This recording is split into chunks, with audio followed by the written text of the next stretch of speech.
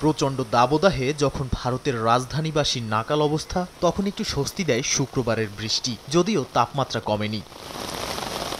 কয়েক মাস ধরেই ভারতের বিভিন্ন অঞ্চল পড়ছে তাপপ্রবাহে। দিল্লিতে দিনের সঙ্গে রাতেও তাপমাত্রা বেড়েছে পাল্লা দিয়ে। দিনের বেলায় গরম সহ্য করতে না পেরে অসুস্থ হয়ে পড়েন খেটে খাওয়া মানুষ। প্রচণ্ড গরমে নয়াদিল্লিতে প্রাণও হারিয়েছেন অনেকে। হিটস্ট্রোকে মৃতের সংখ্যাও বেড়েছে হু হু করে।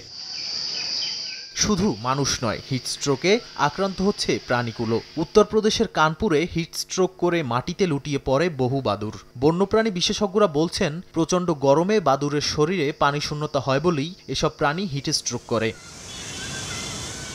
এদিকে গরম নিয়ে কোনো আশার বাণী দিতে পারেনি ভারতের আবহাওয়া বিভাগ। পূর্বাভাসে বলা হয়, ধীরে ধীরে তাপপ্রবাহ আরও বাড়তে পারে। নগদের কাছে সব গ্রাহকই প্রিয়, তাই তো সারা দেশে ক্যাশ আউট চার্জ সবচেয়ে কম।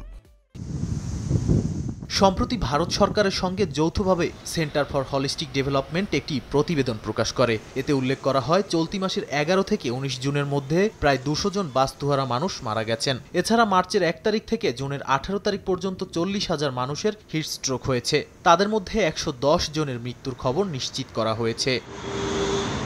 নাদিম মারজান, সময় সংবাদ।